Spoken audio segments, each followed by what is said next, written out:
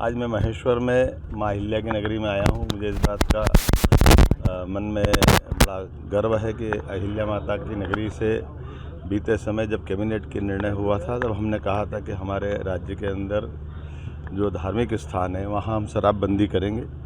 मुझे इस बात का संतोष है कि कल के बाद महेश्वर, मंडलेश्वर, ओंकारेश्वर, पन्ना, ओरछा, उज्जैन ऐसे 17 स्थानों पर शराबबंदी लागू की जाएगी।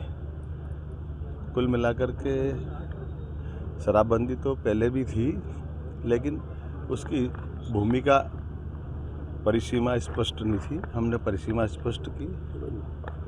मैं मान के चलता हूँ कि अहिल्या माता की कई सारी प्रेरणाएं हमारे लिए काम करती है। उन प्रेरणाओं के आधार पर हमारी सरकार के द्वारा जिस प्रकार से काम किए जा रहे हैं, वो जनहितैषी काम की प्रेरणा अगर कोई है तो अहिल्या माता है। मेरी अपनी ओर से अहिल्या माता के चरणों में प्रणाम। आज मैं माँ अहिल्या पे एक नाटिका बनी थी, उसका शुभारंभ करने भी आया था। और इस अवसर पर एक चीज़ और जोड़ना चाहूँगा। मध्य प्रदेश वो राज्य जिसने यशस्वी प्रधानमंत्री श्रीमान नरेंद्र मोदी जी के नेतृत्व में शिक्षा नीति लागू की थी, जब मैं शिक्षा मंत्री था। आज एक लेख लिखा है श्रीमती इंदिरा गांधी ने, और उनने उस शिक्षा नीति को लेकर के जो बात कही है, मैं कटु शब्दों में उसकी निंदा करता हूँ। सोनिया गांधी ने मुझे इस बात का ऐसा लगता है कि उनने वो नई शिक्षा नीति देखी नहीं है। हम अपने अतीत के ऊपर गर्व करना चाहिए।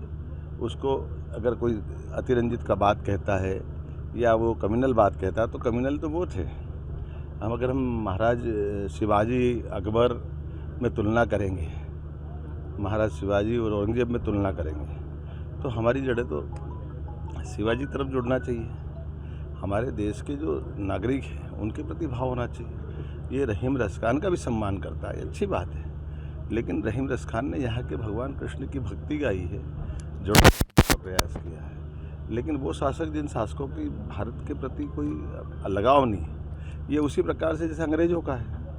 अंग्रेज़ों से क्यों बाकी लोगों ने स्वतंत्रता का युद्ध लड़ा है, देश को आज़ाद क्यों कराया है?